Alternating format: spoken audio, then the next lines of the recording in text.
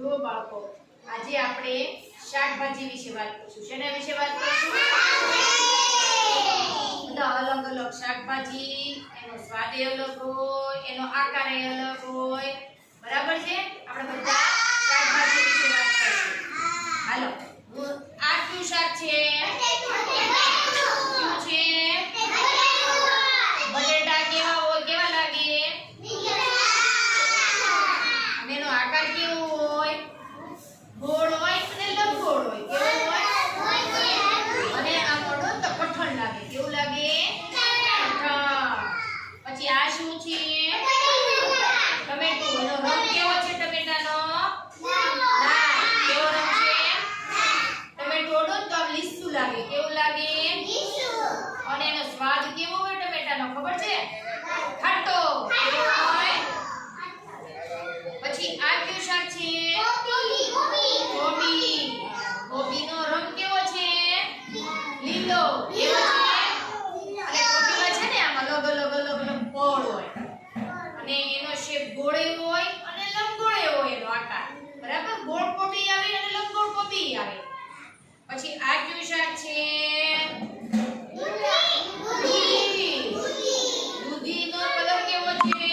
લીલો. કેવો કલર છે? અને દૂધી લાંબી આવે અને ટૂંકી આવે. બરાબર? અને દૂધી ખાવ તો બુદ્ધિ આવે. શું આવે? દૂધીનું શાક ખાવાથી આપણામાં બુદ્ધિ આવે. બરાબર? આ કયું શાક છે? એનો કલર કેવો છે? કાળો કલર હોય, લીલો કલર હોય. બરાબર? અને રીંગણા ગોળે આવે અને લંબગોળે આવે એનો આકાર. અને ઉપર ડીટી હોય લીલા કલરનું. શું હોય? પછી આ શાક કયું છે? હાલો બોલ. નહીં. હે? કારેલું. બરાબર. કારેલું છે. શું છે આ? કારેલું અડવાથી ખરબચડું લાગે. કેવું લાગે?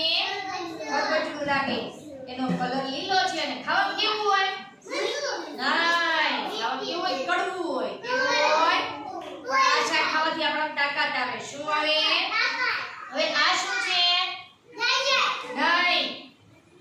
બીટ. બીટ છે ને બીટ. એનો કલર લાલ હોય અને ગોળ હોય. બીટ લાલ લોહી લાલ થાય. બીટ ખાવાથી આપણનું લોહી લાલ થાય અને આપણામાં ખૂબ તાકાત આવે. એટલે આ બીટ ખાવું જોઈએ. બરાબર? પછી આ ગાજર. શું છે? જો ગાજર કેવા લાલ છે? એવા તમે ગાજર ખાઓ તો તમે લાલ ચોળો થઈ જાઓ. મસ્તીના ટમેટા જેવા લાલ થઈ જાઓ. તાકાત એ બહુ આવે. ગાજરનો હલવો થાય અને ગાજરનો આકાર કેવો હોય? લાંબો હોય. કેવો હોય? અને હળવાથી કેવું લાગે? ખરબચડું લાગે. કેવું લાગે? પછી આ શું છે? ફ્લાવર. બરાબર? અને ફ્લાવર છે ને ઈ કેવું આકારનું હોય? ગોળ ગળા જેવું હોય. કેવું હોય? હા, અને સફેદ કલર હોય. કેવો કલર હોય એનો? હવે આ શાક તો બધાને ખબર જ હોય. કેવું શાક છે? ભીંડાનો કલર લીલો. પછી એનો આકાર કેવો? લાંબો. અને ભીંડો છે ને ચીકણો હોય. કેવો અંદરથી? એટલે બધા શાકભાજી બધાએ